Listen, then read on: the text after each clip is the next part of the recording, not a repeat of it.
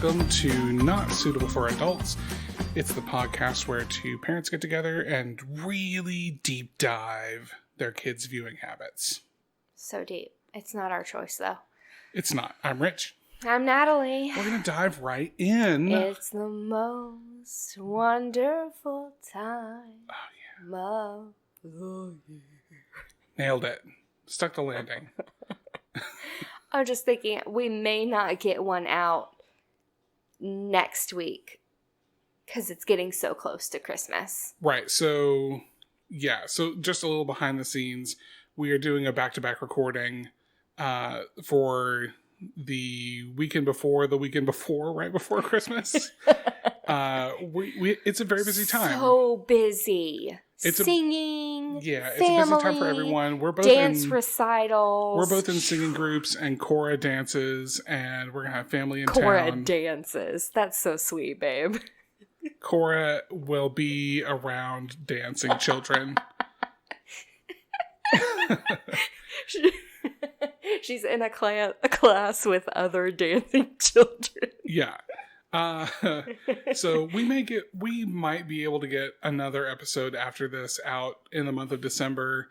But just in case, we wanted to do an extra one that we can put out a little bit later. So yes. We're gonna go ahead and get in. The last episode was actually it was good because we ran a little bit long at the beginning, so I am ready to go with the next show that we're going to discuss, and that is more of a personality, more of a character, more of an individual person on YouTube.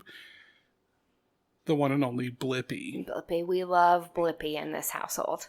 Here's the greatest thing that's ever been on the internet. You think? Do you? So in the last episode, I talked about things that I don't mind watching, and one of them is Blippi. Oh, for sure. And it's not because he is like a great actor or anything.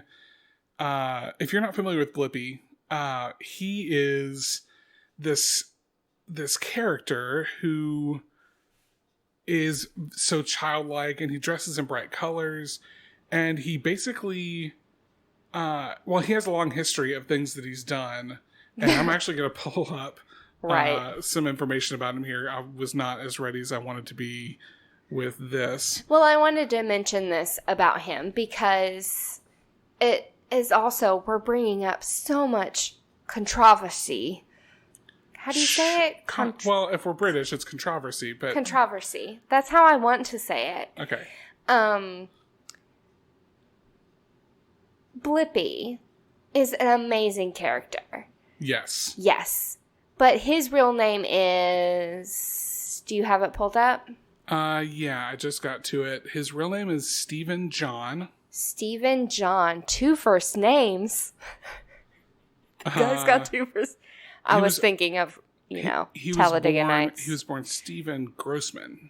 Ricky Bobby. Are you not? Are you with me? I'm with you. Okay. The man's got 2 first names. Wait, changed his name from Stephen Grossman to Stephen John? Yeah, so let's go right into this. So, okay, please. So Stephen John, better known now as Blippi, started his internet video career. Oh, bless him. As a character he dubbed Steezy Grossman. Oh. College years, am I right? So this was in 2013. He had a and I don't want to dwell on this, but it bears talking about. Yeah. So in 2013 he had a YouTube channel as Steezy Grossman, and his whole thing in 2013 was gross out videos. Young man, like still in his early to mid 20s, I think at that point. Figuring life out. Yeah, so he made some immature videos. He played some immature character names. It says on Wikipedia he had videos like sub characters called Turd Boy and Underwear Man. Oh my. And he made a lot of like gross videos where like don't look them up. Well, here's an interesting thing. You can't. Oh, good. So in 2019, BuzzFeed was doing an interview with him, and they were like, hey, what's with these terrible things on the internet, which is kind of the culture today. And he said here, it says, quote, "At the time, I thought this sort of thing was funny, but really it was stupid and tasteless, and I regret having ever done it," which is great. That's the right answer. But then the last line of this section of his Wikipedia says, "John used the DMCA takedown notice to remove one particular video that was especially terrible. He removed a video from social media and internet search engines, so it's not on the internet." And when we're saying terrible, it's not like it was just gross. It's super gross. It was gross. Is just crass is Hence, what it was. It was in the name, Grossman. Grossman. Stacey Grossman. So when he decided to develop a new character, which was Blippi, that happened just a year later. So he sort of turned around quickly. Mm-hmm. So it says here, the idea for Blippi came to Steven after he moved back to his home and he saw his nephew watching like terrible shows on YouTube. And I think this is the point where early on parents were sort of like, don't just set your kids down in front of the computer, just hand them your phone, because all that was on YouTube was terrible stuff. And now that we have good stuff on YouTube, that's exactly what we do. Now it's safe to plop your kid down in front of it. I'm like, Cora, just stop and go watch your tablet, please. But this is a great example. So Blippi, so this was 2014. He's been extremely successful. He's got billions of views. And what I love about Blippi is that he went from just doing sort of silly educational videos that were good, to now he like tours like children's museums and play areas all over the country. And he also does these videos on different types of machinery and vehicles. And those are probably the best ones, the ones on vehicles. I really like actually the ones where there's one where he goes into a grocery store and he's like, "Hey, look, frozen raspberries. How did these raspberries get here?" And he goes to the fields, to the people that are, what do you call them? Picking, not shucking. The raspberry shuckers out of the fields. Just working the fields. And it goes from plant literally the live growing plant, to plant the raspberry plant, the building, to the grocery store every step of the way. And I love that. There's that he goes in and he shows kids about a bakery. And he's like, this is how bread is made. This is how sweets are made. Stuff like that. And those are the ones I really like. It's almost like a how it's made. You know, the science channel. Is that what it was called? The science channel? I can't even remember. That's been on a bunch of channels. But how it's made, but for kids. And I love that. But also, yeah, you're right. He goes to play places and he talks about like heavy machinery and stuff. The machinery ones are my favorite ones. If you watch this show, spoilers for the fire truck episode. I'm so tired of you saying spoilers. He does an episode about fire trucks and ambulances, and he gets dressed up as a firefighter. And the actual gear that firefighters wear obscures their faces, and that has that big mask on the front, and it can be scary. So he puts the whole thing on, and he's right in front of the camera, and he says, and I love this, he's like, "This is what a real firefighter wears. And if you ever see someone wearing this stuff, it might be kind of scary. And you're probably going to be scared, but don't forget, whoever's dressed like this is here to help you." Right. And the same thing, I think, for the ambulance. So he's like, "Look at all this stuff in the ambulance." And he's like, "Now, don't forget, if you ever find yourself in an ambulance, everyone in here is trying to help you." Right. And I think that's great. Like, that's stuff that we didn't get when we were, like, I remember seeing shows where they, like, "This is a fire truck, here's the hose." And he does all that too. He's like, "Look, oh, wow, here's the hose, here's the ladder, here's where the horn is." And that's all good. But he also does this really great educational stuff. And I just respect the heck out of Blippi. Right. And I actually put this on my Facebook a couple of days ago. I don't know if you saw this status that I put up. But I was watching this one where he was going through the alphabet and he was like, A is for apple, B is for, just different stuff. And he gets to the letter N and he says, N is for nice. And he says, it's good to be nice to others. He says N, and then he also holds up another card. It says, is for no. N-O, no. And he says, if somebody is trying to get you to do something that you are uncomfortable with, or if a stranger is trying to get you to do something you don't want to do, you say no. And he says, and you yell it as loud as you want. It's okay. You yell no, no, no. And I loved it. I was like, exactly. Thank you, Blippi. So Blippi's great. Yeah. And I'm always anytime Blippi's on either the TV or Cora's Kindle or on my phone, I'm always like I trust it. Whatever's on there is gonna be good. This segment hasn't been super funny because we actually really like Blippi. Yeah. I mean, he's a funny character, right? Like, we could say stuff about his character. Oh, sure. How we can make fun of him. He's got the jeans with the suspenders and the, what do you call that hat? He's got sort of a newsy hat with blue and orange wedges. Yes, he's got big orange glasses. He's got the orange and the blue are his big thing. Yeah, and he's got like bright custom, I don't know if they're custom or if he just sort of stumbled across them, but there's like custom looking bright blue and orange Nikes that he wears with everything. And it might be hard for adults to watch hey, I mean, he's kind of acts like a child. I mean, he's kind of this generation's Pee Wee Herman. Yeah.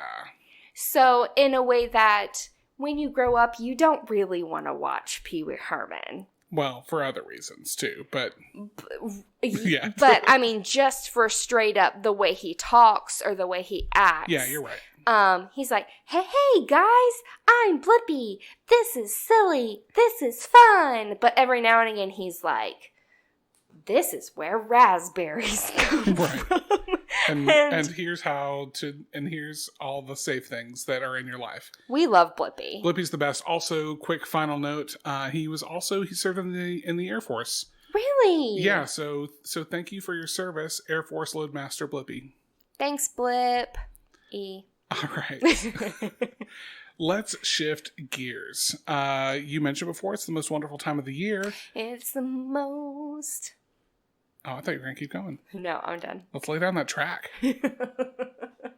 So we're going to talk about our question of... We've been calling it the question of the day. It's probably the question of the week because we're doing this show weekly, but it's question of the day.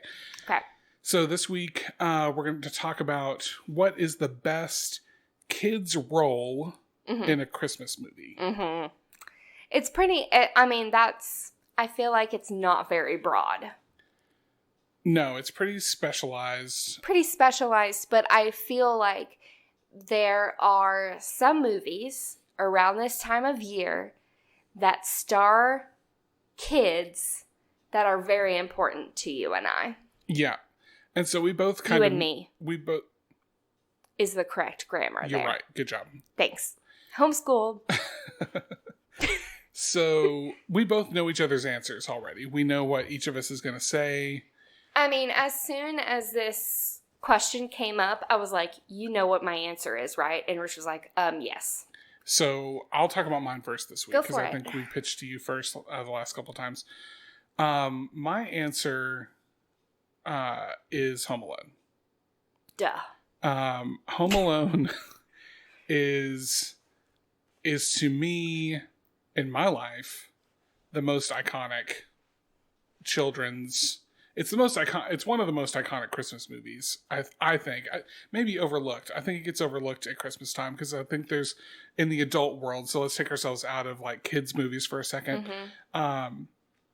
I think a lot of people focus on Christmas Vacation. Yes. A lot of people. Elf. Elf is a great one. Yeah. Like taking it back from even like Die Hard So, is Suitable for adults. Suitable for adults. Die Hard is the best Christmas movie. Yeah, that's a great Christmas movie. Yes. You can fight us if you think we're wrong, and we'll win. Fight me. Come at me. Get in the comments. And the one... and the one that Natalie's going to say. It's a great answer. For me, it is Home Alone. And part of the reason for that is just me personally. When I was a kid, every single year, I watched Home Alone either with like my family or while they were all still eating dinner. I like snuck out to my grandparents' living room and popped Home Alone in. Did you really?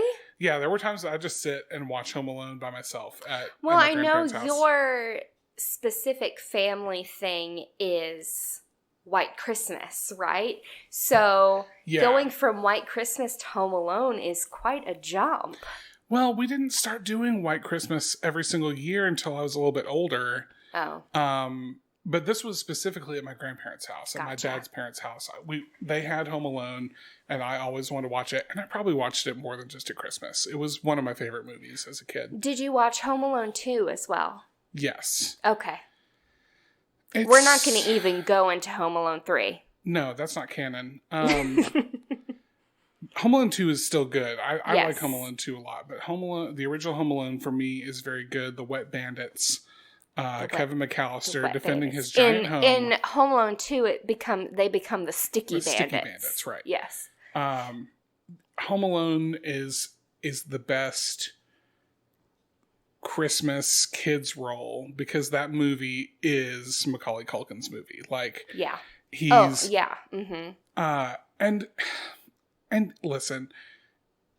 We talked about Peppa Pig in the last episode, and I made a big deal about, like, the kids being the worst. Kevin McAllister is kind of the worst also. Like... Oh, no. He grows. Oh, but I even from the beginning, I just watched this the other day. So, I don't mean to say that he isn't justified in his postures because his family is also the worst. Yes, I mean he's the worst coming from the worst. He's just the worst reacting to the worst. Right. So yeah, I'm not ragging on him, but he's like not what I mean is he's not like the example child. No. Or anything. But there's so much fun in that, and there's a lot to talk about, like whether people could really survive getting hit in the face with full paint cans, and whether you could really survive getting electrocuted on a doorknob, and if you could psychologically deal with putting a nail through your foot. Like, there's all these things. So what I'm amazed at every year in this movie is the McAllisters as a whole. Mm-hmm. And just, what are they? Who are these people? Yeah. Have you seen their house? It's amazing. But the thing is, so you say, okay, so their house. Sure. They're all flying to Paris for Christmas. Sure. They all forget their kid. Sure. Yeah. Okay, listen. When we're on a plane, are we not attached to Cora? Like, heart. At least I am. Yeah. I'm not getting her out of my sight unless she's with, like, her dad or her grandparents or something like that. You just said her dad like I'm not her dad. I just mean someone I super trust. Right. You said unless she's with her dad or you or No, I said her dad or her grandparents. I know. But Okay. Of course, my daughter. I know, babe. Everybody knows that. Okay, can we get back to Home Alone? Let's move on. Okay. What amazes me is that, is his name Joe Pesci? Yeah. The guy with the gold tooth. Yeah. I forget it's not Larry. Is it Larry? Oh, man. Harry. Yeah. He burns his hand on a doorknob in one of the things. Yep. And on it is branded an M. Mm-hmm. These freaking people have doorknobs on their house. Yeah. That are inscribed with an M for McAllister. Yeah, it's like they're... Who are these people? I'm going to have to go back and watch it now with an eye for that because I usually probably like most of us. For me, like the first part of that movie is like, hey, I get it. Let's get to the fun house. Yeah. Like, yeah. As an adult. So, and it's maybe been a second since I've seen it. So I'm going to have to watch it again. Yeah. With an eye for like, did they ever mention what the dad does for a living? Like, they don't. Like I said, I just watched this maybe like we just got Disney Plus. So I just watched it on Disney Plus like a couple weeks ago. And I don't think they do. Okay. So the question was best kids role in a Christmas movie. Mm-hmm. Kevin McAllister is my answer. Quick though, shout out in that movie, often overlooked and quickly forgotten, is John Candy.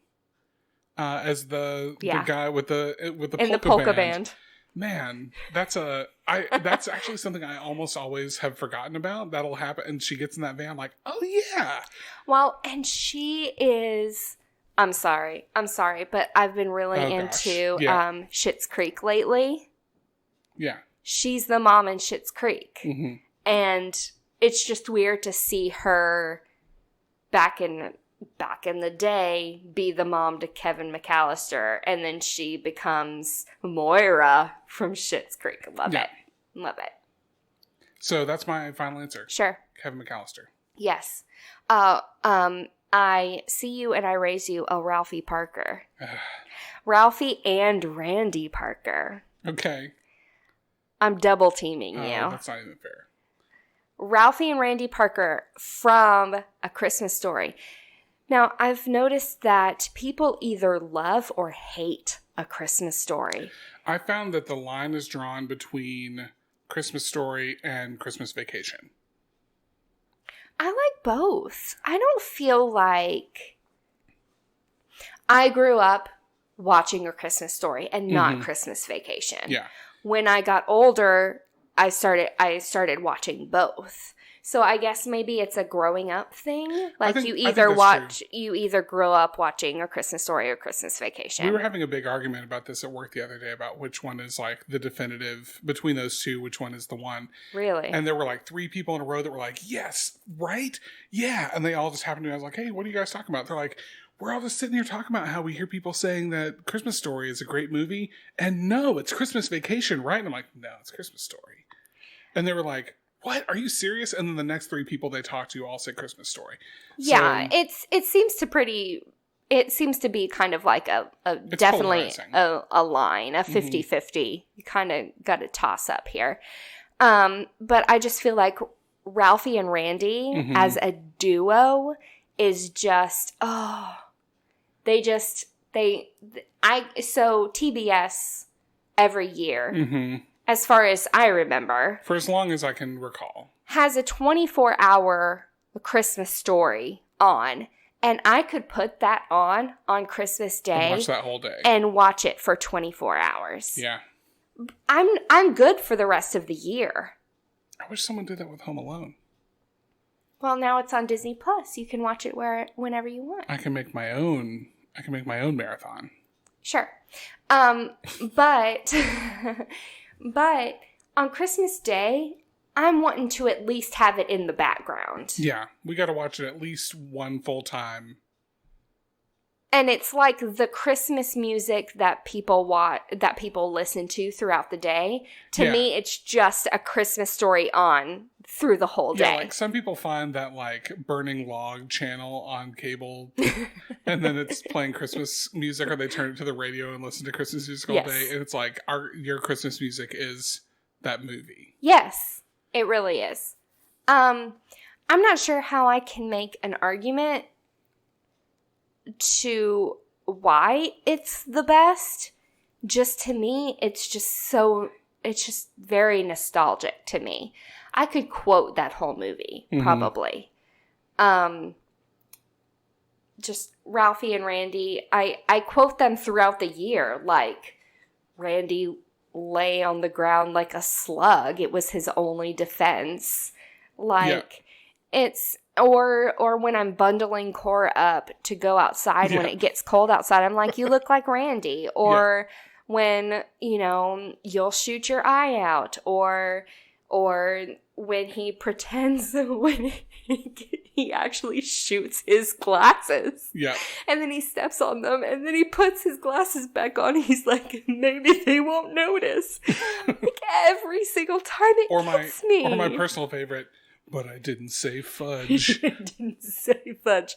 I mean, how many times have we actually said the word fudge so that we don't say the actual word? And then to the annoyance of the people in my life, I usually say, but I didn't say fudge. But I did. Yeah. Oh, fudge. But I didn't say fudge. And it's like, okay, we get it. Mm-hmm. No, I mean, I don't really want to go up against Kevin McAllister because I really think he is a very good Christmas kid. He's a good Christmas boy. But I feel like I'm giving you 2 Christmas boys against your 1 Christmas boy. It's not really it's not even really a comparison to me. To me, they do different things. So like Ralphie just is a kid at Christmas time. Like that's just he's if the question was who's the best representation of a real kid at Christmas, it's Ralphie. Mm-hmm. And if the question is like, what's the most, I think I would be right on this. Like, what's the most overall kind of entertaining, like Home Alone takes you on a ride. There's a whole lot there where Christmas Story kind of does little vignettes of like life. But that's what I love. No, it's great. Yes. I'm not saying there's anything wrong with that. I'm like, oh yeah, this is the part about the BB gun. Oh yeah, this is the part about the Orphan Annie. Oh yeah, this is the part about Scott Farkas. Yeah. And how he just wails on him. Like, I just have to, I mean. They're both very good. I say we both won.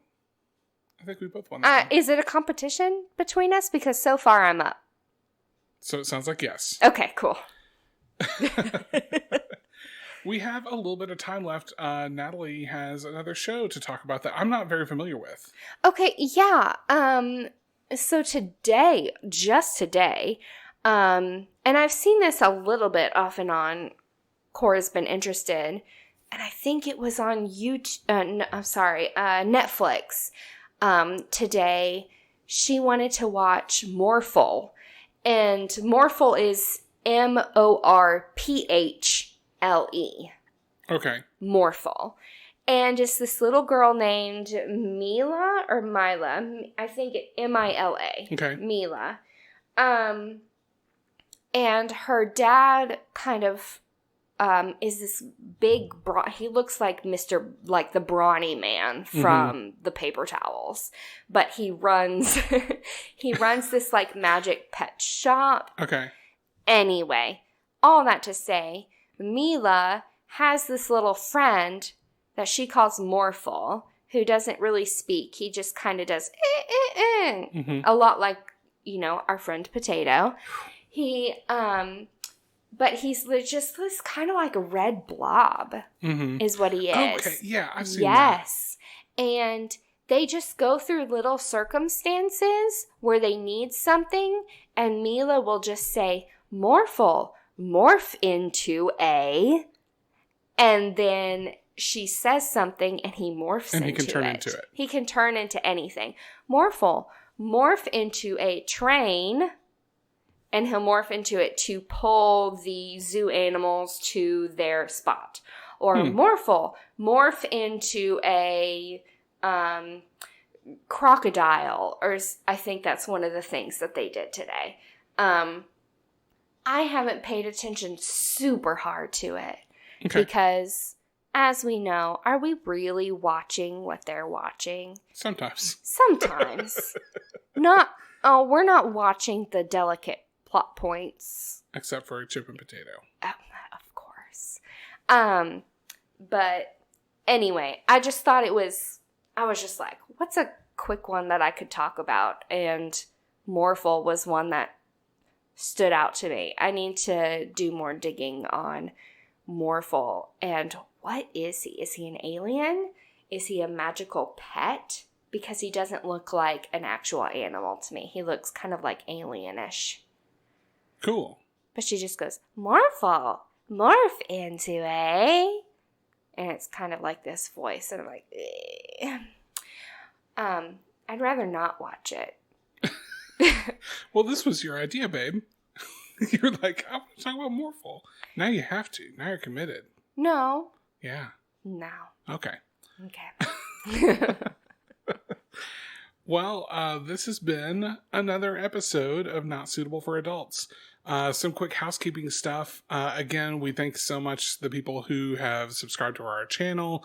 I didn't mention this in the last episode, but we host our podcast through podbean.com. So thank you to Podbean for hosting us.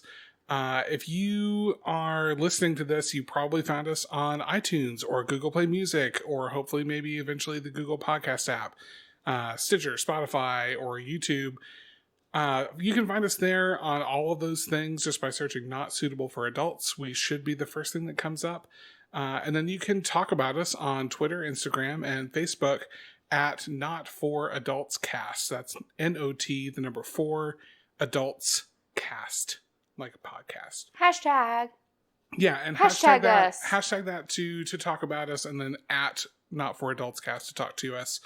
We really, really, really appreciate that. And if you do listen to us on one of those and you have the opportunity to rate us or leave a review, that is most appreciated. That helps us sort of climb up and be more seen.